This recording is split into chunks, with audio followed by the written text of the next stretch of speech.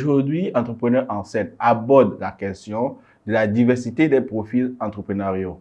C'est très essentiel de savoir qui tu es quand tu entreprends sur le thème faiblesse, force, ce que tu aimes faire, ce que tu sais faire et ce que tu veux faire.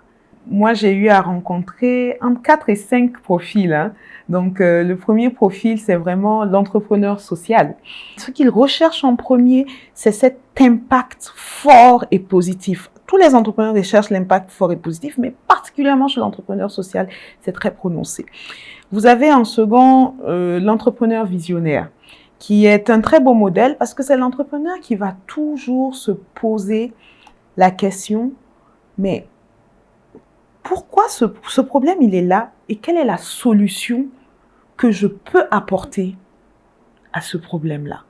Ensuite, vous avez l'entrepreneur technicien. Donc, c'est l'entrepreneur qui sait fabriquer, qui sait faire, il est dans le faire. Donc, il est beau aussi parce que il va pas trop réfléchir à la question hyper stratégique. Lui, il est très technicien. Donc, lui, tu vas lui poser un problème, il t'apporte la solution, mais ne lui demande pas, par exemple, de vendre. Ne lui demande pas d'aller forcément défendre devant un grand public. Lui, il va devoir s'entourer d'une personne hyper stratège, hyper commerciale. Tu vois, voilà. Maintenant, il y a l'entrepreneur opportuniste. Lui, il est à l'affût aussi des différents types de problèmes. Et puis, dès qu'il voit une opportunité, il se dit, tiens, ça, c'est une opportunité que je peux saisir pour pouvoir répondre à un besoin.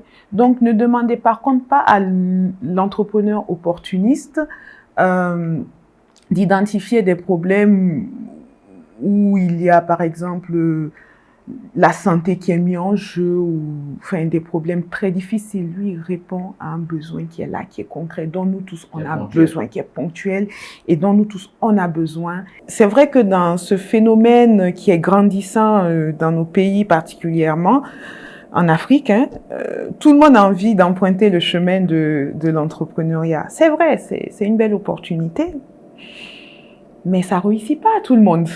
Si tu vois que tu t'es drastiquement trompé, il faut avoir l'humilité de faire marche arrière. Et l'humilité est une très grande qualité chez l'entrepreneur. Ça ne veut pas dire qu'aujourd'hui, tu échoues et que dans 5-10 ans, tu ne vas pas reprendre.